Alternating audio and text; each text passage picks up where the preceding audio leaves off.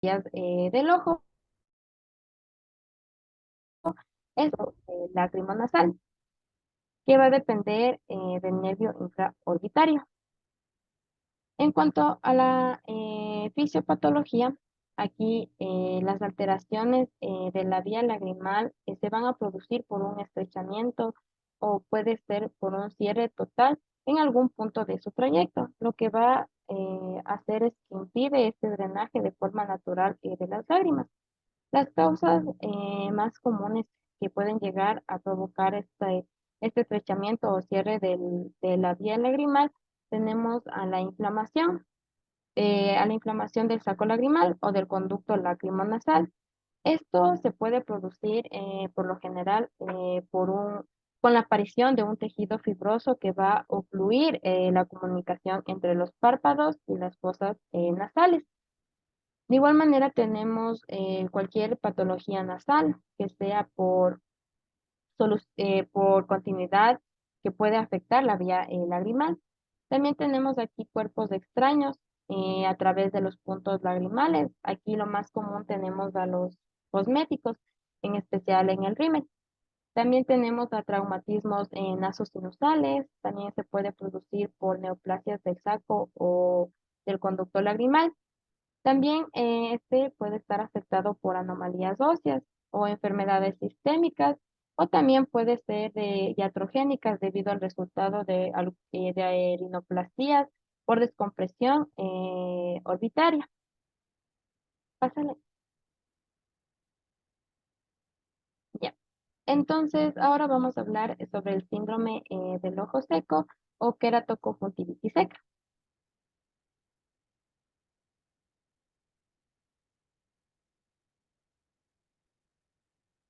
Ya, entonces, como les mencioné anteriormente, es muy importante conocer las tres capas de la película lagrimal, ya que esto nos va a ayudar a ver estas diferencias que existen entre un ojo sano y un ojo seco, como podemos ver en la imagen. Entonces, en el ojo sano, como podemos observar, la película lagrimal va a estar íntegra y va a funcionar de manera adecuada. Entonces, podemos ver la capa lipídica, la capa acuosa y la capa de mucina. Esta, como les mencioné de igual manera anteriormente, esta película lagrimal se va a encargar de proteger a la córnea. Entonces podemos observar en el ojo sano que esta película lagrimal protege a la córnea con sus diferentes capas. En cambio, en el ojo seco, como podemos ver, aquí va a haber una disminución de las lágrimas y una afectación en estas capas de la película lagrimal, lo que va a provocar una sequedad ocular y por ende va a afectar a la córnea. Entonces, estas lágrimas disminuyen y se origina un punto seco, como podemos ver en la imagen, y por ende la córnea va a sufrir los daños. Bájale. En cuanto a la etiología, tenemos que aquí se da por atrofia y fibrosis del tejido glandular por infiltración de las células mononucleares. Esto puede aparecer solo o puede también estar asociado a afectaciones de otras glándulas exócrinas, como por ejemplo el síndrome de Sjögren. Se va a observar en lesiones granulomatosas, inflamatorias o neoplásticas, bloqueo de los conductos de excretores por cicatrización conjuntival, etcétera. De igual manera, el ojo seco es la patología autoinmunitaria más frecuentemente asociada en pacientes que van a tener cirrosis biliar primaria o también es muy habitual en pacientes con artritis reumatoide.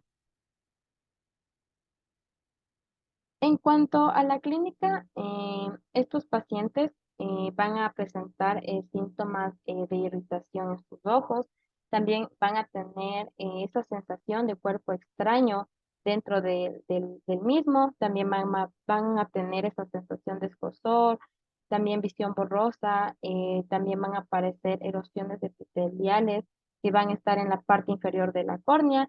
De igual manera, estos pacientes van a presentar filamentos en el epitelio corneal o van a tener una disminución de la secreción lagrimal.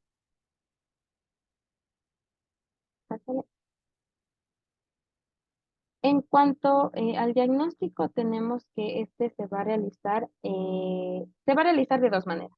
Tenemos primero la tinción con rosa de Bengala y fluoresceína y al test de Schirmer.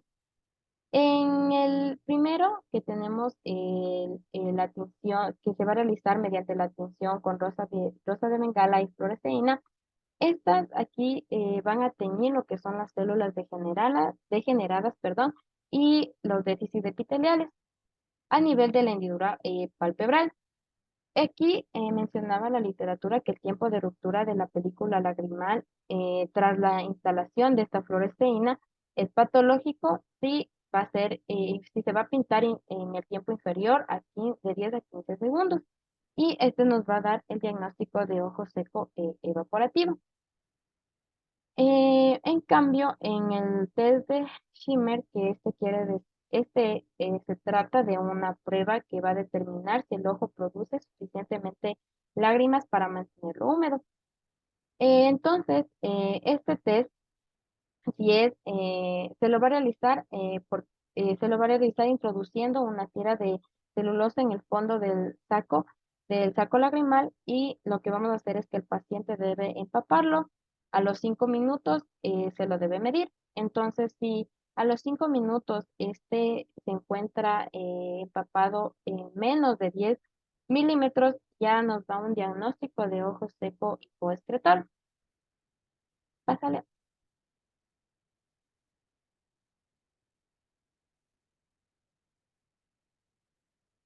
Ya, y por último, en cuanto al tratamiento del ojo seco, tenemos que eh, la primera línea para tratar los tratamientos de primera línea para el ojo seco, tenemos que se va a realizar con lágrimas artificiales. Fundamentalmente, estas lágrimas van a estar enriquecidas con ácido hialurónico en concentraciones por debajo del 0,4%. Este tipo de tratamiento con lágrimas artificiales nos va a aportar viscosidad, además que nos va a dar permanencia en la superficie del ojo. También otras medidas complementarias que podemos darle a nuestro paciente si tiene este síndrome de ojo seco es el uso de humidificadores, o también que utilice gafas protectoras para que le puedan ayudar con este síndrome. En cuanto al tratamiento de segunda línea, aquí tenemos los corticoides tópicos y la ciclosporina tópica. Así también tenemos como los colirios de suero autólogo, que son colirios que van a estar ricos en factores de crecimiento plaquetario y van a ser obtenidos de la propia sangre del paciente. Y tenemos también al tratamiento de tercera línea, en donde aquí se implantan unos tapones sobre los puntos lagrimales para así impedir el drenaje de la lágrima. De este modo, lo que va a hacer es que aumente el tiempo de su permanencia en el ojo. También tenemos la pilocarpina y otras secretogotas que son como la cevimelina. Estas se pueden utilizar de forma puntual solo en ciertos pacientes, ya que se ha demostrado que cuando se administran por vía oral son eficaces, pero tienen importantes efectos adversos. Entonces es por ello que no se les recomienda a todos los pacientes, y ya que estos pueden aumentar la secreción lagrimal, además que van a aumentar la secreción lagrimal, pero va a estar acompañados de otros síntomas como la cefalea, el dolor abdominal, las náuseas, la diarrea, la salivación y la sudoración. Pásale. Y muchas gracias. Eso ha sido todo.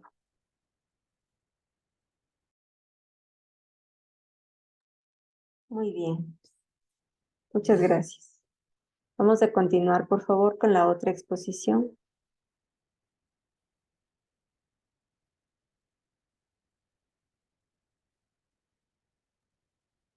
Por favor, ¿me pueden permitir compartir?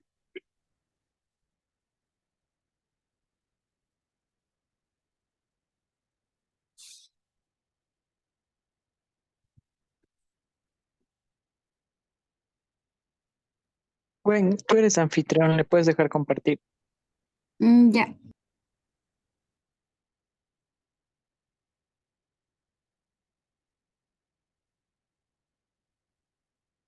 ya ahí puedes compartir.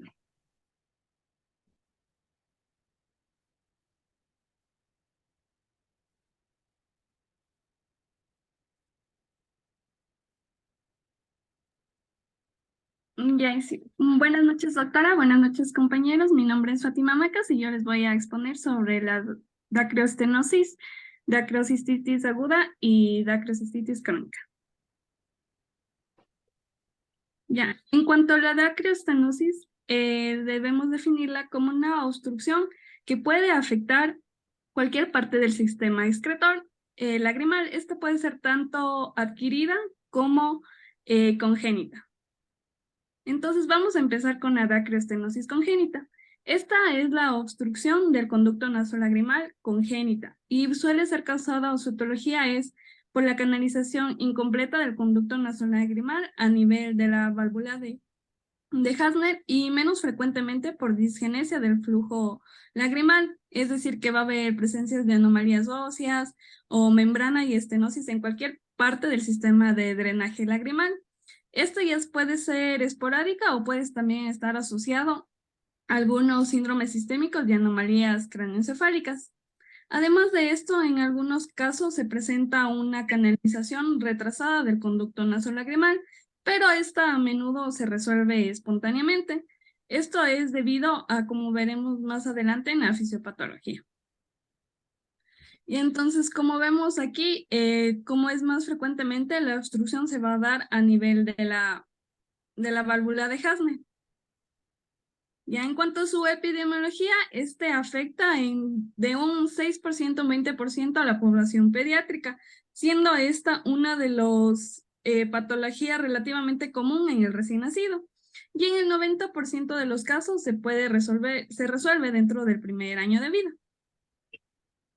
En cuanto a su fisiopatología, esta es debido a que el sistema de drenaje, su canalización comienza desde la zona medial hasta la zona desde la zona medial y se da tanto ascendente como descendentemente. Entonces, si existe un retraso en una de estas canalizaciones, lo que va a generar es que no hay una obstrucción en la salida de las lágrimas. Por lo tanto, entre las estructuras membranosas que generalmente se abren de manera espontánea poco o antes después del nacimiento hasta la válvula de Rosenmüller, que es cerca de los canículos, eh, cerca del canículo común, y también otra que se abre después es la válvula de Hasner, que está situada en el extremo inferior del conducto nasolagrimal. Y en cuanto a la clínica, como vamos a ver, es presentar a la segunda a la sexta semana con epífora, que es el lagrimeo excesivo, ya sea de uno o de los dos ojos. Además de esto, se va a ver en el niño o la presencia de pestañas pegadas al ojo, y este puede ser constante o intermitente. También puede haber conjuntivitis a repetición debido a que, como hay un estancamiento de las lágrimas, puede hacer que se dé se puede haber la proliferación de bacterias.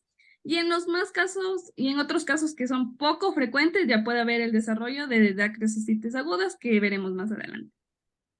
En cuanto al diagnóstico, es principalmente clínico y se va a dar según la historia clínica y el examen físico-ocular. Entonces nosotros debemos siempre inspeccionar los párpados, los puntos lagrimales y la conjuntiva para poder descartar cualquier anomalía grave. Eh, con frecuencia se puede observar el párpado inferior, que presenta un enrojecimiento leve y un aumento también del tamaño de la película lagrimal en el menisco lagrimal. Además de esto, si nosotros realizamos un masaje en el canto interno, puede haber o puede provocarse un reflujo de las lágrimas o hasta presencia de mucosidad hacia el ojo. Otro de los test que se puede realizar es el test de fluoresceína, que consiste en la aplicación del tinte de fluoresceína en el ojo y se debe observar después de 5 minutos. Normalmente ya no debe estar, pero si el tinte sigue durante los 5 minutos es porque existe una obstrucción, entonces se va a observar una gran cantidad de tinte persistente. En cuanto a las técnicas de imagen que nosotros podemos realizar, está la dacrocistografía, que consiste en la inyección de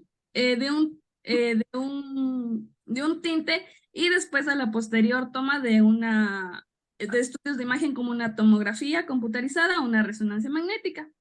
Otro también de los de estudios de imagen, por así mencionarlo, sería la dacreo-escintilografía. En este caso, lo que se va a hacer es un tinte y se va a observar el paso según el sistema, a través del sistema de drenaje lagrimal. En cuanto al tratamiento, como les mencionaba antes, va a ser según indicado a la edad. Por ejemplo, tenemos de los 0 a 6 meses, el tratamiento indicado es del conservador, o sea, es del masaje del saco lagrimal a través de la técnica de Criller. En este nosotros vamos a presionar en el canto interno y lo que vamos a hacer es bloquear los canalículos, y lo que va a evitar es el reflujo y así aumentando la presión en el saco lagrimal para así poder de manera espontánea abrir la obstrucción, principalmente en la válvula de Hasner. En cuanto a los 6 a los 24 meses, se va a realizar un sondaje. De los 2 a los 4 años, una intubación binocular con silicona o la dacrocistoplastia con catéter hinchable. Y en mayor de 4 años ya se va a realizar otro tratamiento, como es la dacriocistorrinostomía. Ya, ahora en cambio, hablando de la dacrioestenosis adquirida, este es un bloqueo parcial o total del conducto lagrimal, pero que aparece después del nacimiento. Entonces, en este nosotros vamos a tener, según las estructuras que se encuentren bloqueadas, vamos a tener tanto una obstrucción alta como una obstrucción baja. En cuanto a la obstrucción alta, lo que vamos a tener va a ser en las estructuras como son tanto el canalículo superior, el canalículo inferior, como el canalículo común. Y en cuanto a la obstrucción baja, se va a referir al saco lagrimal y al conducto nasolagrimal. Con respecto a su etiología, este es multifactorial. Puede estar relacionado a traumatismos, neoplasias, enfermedades sistémicas, radioterapia o quimioterapia, una estenosis involuntaria que se da en personas adultas mayores, la presencia de dacriolitos, la administración, así como la administración a largo plazo de medicamentos tópicos. En cuanto a su epidemiología, la incidencia es mayor entre las personas adultas mayores y entre personas en edades tempranas con un rango de edad de 35 a 40 años. Y es más frecuente en mujeres posmenopáusicas. En cuanto a la clínica, este también va a presentar la epífora y además se va a ver acompañado de eritema y dolor a la palpación, así como también en algunos casos la presencia de secreción lagrimal. En cuanto a su diagnóstico, vamos a tener pruebas que van a evaluar la función de la vía lagrimal. Como ya mencionamos, la prueba de la eliminación de la fluoresceína, que ya les expliqué, y también tenemos la prueba de tinción de Jones, la prueba de tinción de Jones 1. En este igual, esta es una prueba fisiológica que lo que permite es diferenciar un lagrimeo excesivo por obstrucción parcial de los conductos nasolagrimales. En esta prueba igual se instala una gota de la solución de la fluoresceína al 2% en el saco conjuntival. Y después de alrededor de 5 minutos se va a introducir un hisopo bajo el cornete inferior. En este caso, se introduce bajo el cornete inferior, principalmente en la desembocadura del conducto nasolagrimal. Y esta se encuentra situada a 3 centímetros aproximados de la narina. Entonces, los resultados de la manera en la que se pueden interpretar es que si nosotros recuperamos la fluoresceína de la nariz en el aplicador, así como la solución en sí, en 1 minuto el sistema excretor es permeable, entonces por lo tanto la causa del lagrimeo es una hipersecreción primaria. Pero si no se recupera el colorante de la nariz y hay una obstrucción parcial o una falla del mecanismo, ya se puede decir que hay una obstrucción parcial o una falla en sí del bombeo lagrimal. En este caso, nosotros procedemos a realizar la prueba de tinción de Jones 2. En cambio, esta prueba va a ayudarnos a identificar la probable localización de la obstrucción parcial. En este procedimiento se va a instalar primero una anestesia tópica en el saco conjuntival y se va a aclarar la fluoresceína restante que nosotros administramos. Además, es necesario realizar una irrigación del conjunto lazo lagrimal con solución salina al 0.9%. Entonces, en esta prueba se considera positiva cuando es posible recuperar la solución salina, que va a salir a través del meato inferior por la nariz, ya que este colorante significa que sí alcanzó el saco lagrimal. En cambio, si la prueba ya se evalúa como negativa, es que se considera, es posible obtener la solución, o sea, no, se considera negativa si es posible obtener la solución salina, pero no está teñida por la nariz. Esto quiere decir que el colorante no accedió al saco lagrimal en el test. Entonces nos referimos a que existe una obstrucción parcial en el sistema de drenaje superior. Otras pruebas también de diagnóstico que nos pueden ayudar son tanto la irrigación, así como el sondaje diagnóstico y lo que les mencionaba antes, la dacriocistografía, y también en algunos casos ya se puede realizar las tomografías computarizadas o una resonancia magnética.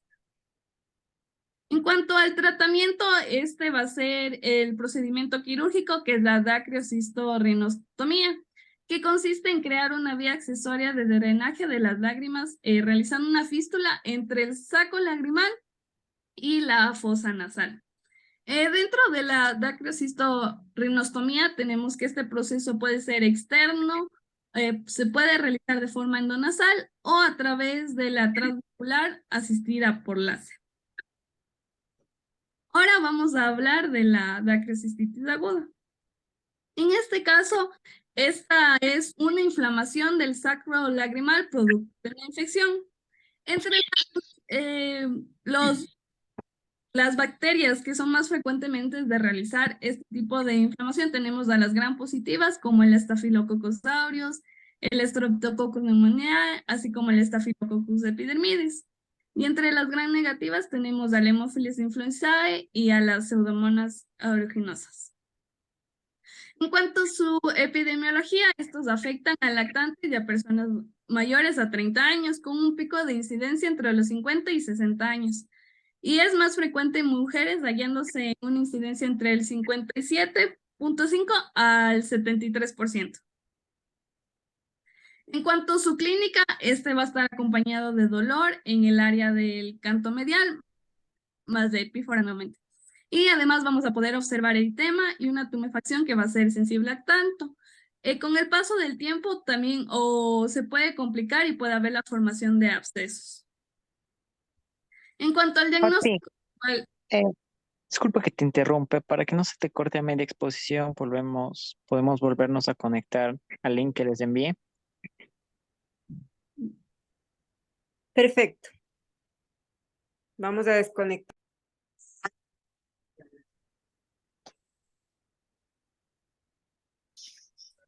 ya, en cuanto al diagnóstico, como mencionaba, es clínico y se basa en los hallazgos en el examen físico. Además de esto, nosotros podemos realizar el masaje y poder obtener la secreción para poder realizar un cultivo y una tinción de Gram.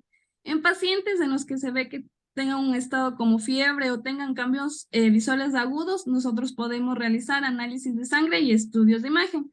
También dentro del diagnóstico es importante realizar un diagnóstico diferencial, descartando otras posibles causas que generen la epífora, que es el síntoma principal. Con respecto al tratamiento, tenemos la aplicación de compresas. También es importante que en estos pacientes no se debe realizar un sondaje lagrimal, ni tampoco una irrigación, porque puede haber el riesgo de poder que la infección se siga diseminando. En cuanto a los tratamientos farmacológicos, vamos a tener la administración de antibióticos. Entonces, en el tratamiento vamos a tener el tratamiento se enfoca en cubrir el espectro tanto de gram positivos como gram negativos. Por lo tanto, como ya les mencionaba, los microorganismos que más frecuentemente son causantes de la dacriocistitis aguda están los Staphylococcus aureus, el Streptococcus pneumoniae, el Staphylococcus epidermidis, y gram negativos, Haemophilus influenzae y Pseudomonas aeruginosa. Por lo tanto, el tratamiento va a estar dirigido a cubrir estos microorganismos. Entonces tenemos que se puede administrar la amoxicilina más ácido clavulánico, 1 gramo cada 8 horas, o la cefalexina 500 miligramos cada 6 horas, así como el ciprofloxacino 500 miligramos cada 12 horas. Además, se menciona que este debe estar acompañado de un colirio antibiótico. Ya entonces, entre estos tenemos a la trovamicina o al ciprofloxacino tópico que se puede aplicar cada 8 horas. Ahora, en cuanto a la dacrocistitis crónica, esta es No. una... Repite la última frase que dijiste. En cuanto al tratamiento, Sí. y entonces debemos cubrir nuestro tratamiento debe estar enfocado a cubrir un espectro de bacterias tanto gram positivas como gram negativas. Y además de esto mencionaba en la bibliografía que se debe acompañar de un colirio antibiótico y mencionaba la trovamicina así como el ciprofloxacino tópico cada 8 horas. Eso, No. No olviden lo que dijimos al inicio, cuando empezaron a hablar de antibióticos. Siempre la posología es de acuerdo a la vida media del antibiótico, ¿sí? Si tú le das una gotita cada 8 horas, vas a conseguir que hayan resistencias. La posología, la instilación del colirio es cada 3 horas, máximo cada 4 horas, ¿de acuerdo? No cada 8 horas, eso no está bien. De ahí el resto, la flora más frecuente, todo lo has dicho brillantemente. Gram positivos, estafilo, estrepto, gram negativos, pseudomonas incluso puede haber, ¿sí? O hemófilos influenza, ¿sí? Entonces, esa parte es importante recalcar. El resto está muy bien. Perdón, la interrupción continúa. ya. Ahora con la dacrocistitis crónica. Esta es igual a una inflamación del saco lagrimal debido a una obstrucción crónica del conducto lazo-lagrimal que persiste durante un periodo prolongado. Entonces, esta va a tener una clínica similar a la dacrocistitis aguda, pero en lo que se diferencia es que, por ejemplo, la dacrocistitis aguda, esa va a presentar los síntomas de la clínica en horas. En cambio, en la dacrocistitis crónica, esta va a aparecer después de un periodo prolongado.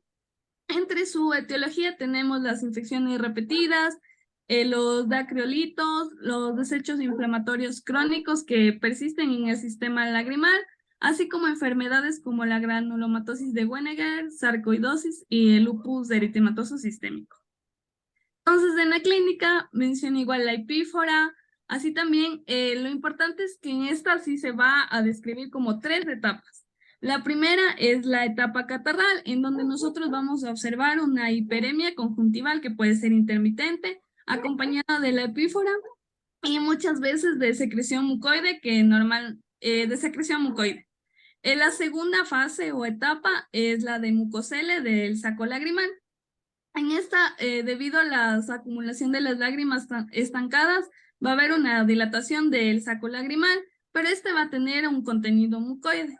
Y en cambio, en la tercera etapa es la crónica supurativa y en este ya se va a observar igual la epífora, una conjuntivitis crónica, así como un eritema del saco lagrimal y además va a haber un reflujo de material purulento a la presión o al masaje.